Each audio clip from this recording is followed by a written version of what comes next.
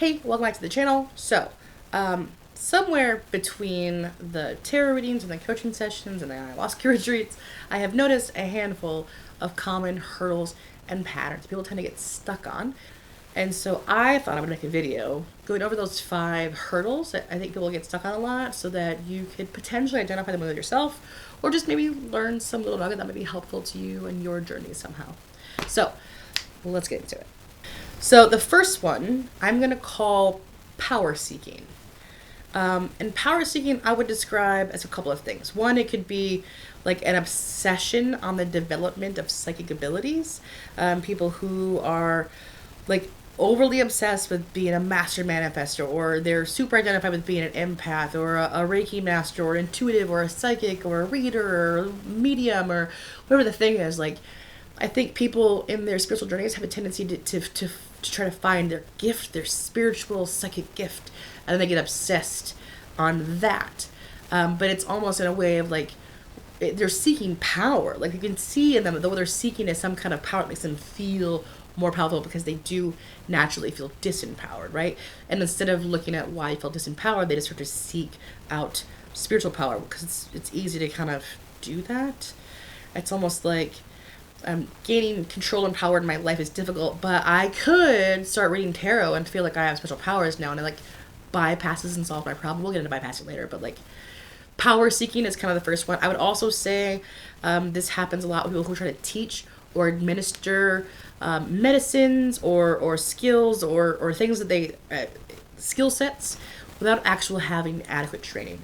This is a lot, very prevalent in the medicine community, whether it be with like ayahuasca specifically is obviously kind of my like my territory, but I see it in Cambo and Bufo and psilocybin and like all of these medicine communities. There's people who just they hop in to start serving it because it's very clear to me that they're seeking power. They want a status and they want to feel special. It's power seeking. Manifestation or law of attraction as a centralized theme of one's practice can also be indicative of this, not necessarily, but I think it's very common because what happens is it's the obsession over the control aspect. Like, I will create my own life. It's like they lack faith and flow oftentimes. They're like obsessed with I can create, like they feel powerful, right? I can create whatever reality I want. I can do whatever. I'm a master manifestor, like that kind of energy. It's power seeking. And I have learned that like freedom is control, but control is having faith and flow through our will, right? Like it's both of those things. And I think when people get really stuck on the manifestation, law of attraction thing, then they kind of like, it becomes like a power seeking thing. I would say that all of the above, all of the things I just talked about, whether it be the administration of skill sets, the obsession or psychic abilities, or the law of attraction stuff, in some capacities, all I would lump together as power seeking. So a place people get stuck at. They're just trying to figure out how to make themselves feel better, is all it is. But that they don't identify that. And so that's where they get stuck. Number 2 kind of goes hand in hand with number 1, or number 1 will eventually lead to number 2, which is the superiority complex. I think in the spiritual community as a whole, we have a very tendency to call other people like sleeping or sheeples, or I used to use the term muggles. They're muggles, right? So we look at people who don't practice these things as being less than. But once you've reached the point where you've decided that because of your spiritual practices that you have a superiority over other people, whether they be sleeping or unconscious or sheeples or muggles or whatever they are, you have now begun to view the lens or view the world through the lens that you are better than a mass of the population. And that's just feeding your own ego. Make yourself feel your own ego, make yourself feel better. Do you know what I mean? So I think superiority complex, specifically in spiritual egos, is a very common hurdle as well. And trying to humble that, especially when you feel like, especially the classic, like I was asleep and then I, woke up, like that kind of journey. Then you look at people who also are sleeping and you feel like you have now gone beyond them.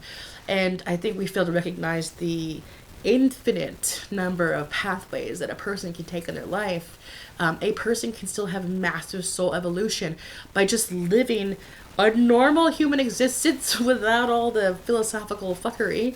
and spiritual like questions, they can live their human life and learn and grow and evolve just fine. And that's what they decided to do for this life. That's what they decided to do. That's what their spirit is doing. There's nothing wrong with that. Let their spirit do what their spirit's doing. Their spirit is on their own journey. It's fine. So then we get stuck in that. So number 2 is superiority complex. Number 3, and I find this one very specifically prevalent in the ayahuasca community, but I also definitely see it online, is the healing trap. I know this is universally experienced. I shouldn't say universally, but commonly experienced in the spiritual community because my 2 most popular pieces of content ever that I make are tarot. It's favorite tarot decks, right? So tarot hall's favorite tarot decks. Cool. And shadow work. My shadow work videos do real well. They get a lot of subscribers. They do well. So the healing trap is kind of, I'm going to say this number 3. And this is kind of the idea that we must always be healing. We're trying to get to an end point where we are healed, which doesn't exist. And so we get stuck in this like endless thing, and we get frustrated and we get upset with ourselves because we're not where we're supposed to be. And then because of this mindset, we never accept the perfection of what we already are. Like even in your unhealed, imperfect, still having your own triggers and flaws and shadows and whatever, even in that state, you are still a beautiful, divine soul that is perfect in every way. Like, you fail to recognize your own perfection and divinity because we get stuck in the obsession and healing, and that is its own trap. Not that there isn't healing to do, there isn't work to do, but it's not like you can allow that work to come and be open to being aware of something as it arrives and be like, oh, I see, I should work on this, without obsessing over it, and then allowing yourself to be like, I'm an amazing person the way that I am, even if I still have all these flaws, I'm still an amazing person the way that I am.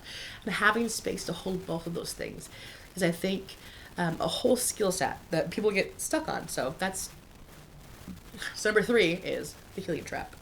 Number 4 is kind of like the opposite of the healing trap. It's spiritual bypassing. My favorite.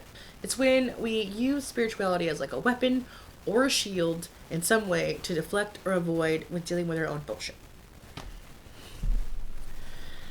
I wrote down some examples of bypassing to make this simpler. Writing off negative experiences as karma or meant to be to avoid taking responsibility for your part in it. Like, yeah, guess that was meant to be, instead of being like, or you fucked up. Like, did you consider that maybe you did that instead of just writing it off as karma or meant to be? Those things are not mutually exclusive. Like, it can be karmic and meant to be and still your own damn fault. Have you considered that? But we bypass the responsibility part and just call it whatever. That's spiritual bypassing example number 1. Then we have detaching from yourself or others because you believe it's all divinely guided, so you don't have to feel uncomfortable emotions. So this is like, I'm not even going to think about or deal with this because I have faith that it's all divinely guided. It's like a blind faith. Faith is important too. Faith is very important. But if you have blind faith to the point that you're not even dealing with anything because you've decided to just be completely unattached from everything and not even feel your own fucking emotions, you are now bypassing your own growth by just writing it off as irrelevantly divinely guided. Projecting your feelings onto others is a form of detachment, and I find this frequently with the ones who are power seeking through their natural abilities, and they think that they're like the most woke empaths in the world. This is very common, I find, with them, where the empath, instead of dealing with their own bullshit, just projects it onto you.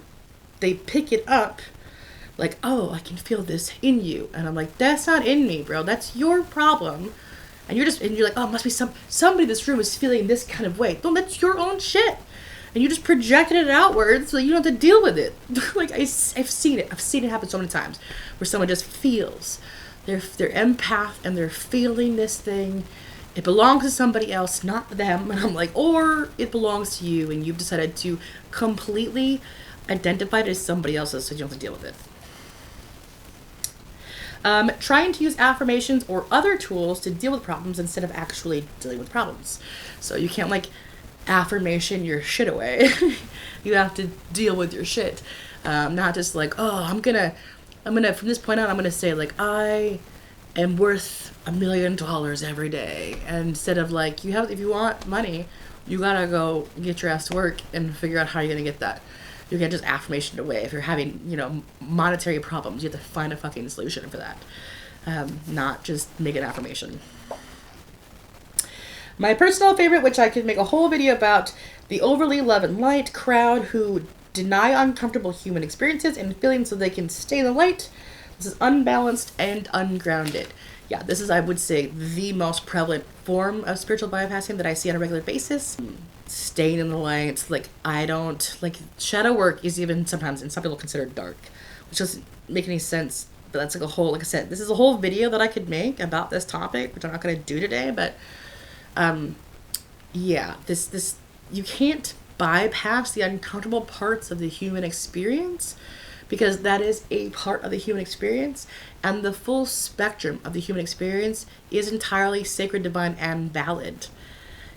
Not like the things that are uncomfortable or unwanted or bad are still a divine part of your nature and worth spending the time on and working with. You came here to work with all of that. You can't just bypass it away because you don't want to deal with it. Number 5 is identifying as spiritual. So essentially, the identifying itself is the core of the problem. Identifying as spiritual. Listen, I am a spiritual person. So are you. You can be a spiritual person, but I mean, really, so is everybody, because we're all souls, right? So we're all souls in these little temporary meat suits. So we're all spiritual in nature. The problem is when spirituality becomes your entire personality, and you tell everyone you meet, like, I'm an empath, I'm intuitive, blah, blah, blah. And I think it's ungrounded, first of all, and it's detrimental to your growth, because you're not allowing yourself to be human. This is the same kind of, this archetype right here, the like super spiritual person who identifies pretty much solely as being spiritual, will often do all the other things in this list. They power seek, and they also have the superiority complex, and they spiritually bypass, and like they do all of these things. But it really just comes from, and it grows initially from identifying as a spiritual person. And while that in and of its own right is not bad, I'm a spiritual person. More than anything else, I identify as like a human being. And I think that's what gets lost in there. We stop being grounded. We stop just being earthlings. We stop being humans. We stop just being like, it becomes almost like a contest of wokeness at that point, and it becomes a problem. And I feel like wokeness is a political term now, so I don't even know what to say, but you know what I mean. If you have identified one of these hurdles in yourself, I offer spiritual coaching. Dun, dun, dun, dun. It's in the link below. I have to do tarot readings, and then I have Ayahuasca retreats linked below as well. But if you're interested in that, if you like this video, please don't forget to subscribe and like and comment, because it helps me and I super appreciate it. Other than that, I will see you guys in the next video, and thank you for watching. Bye.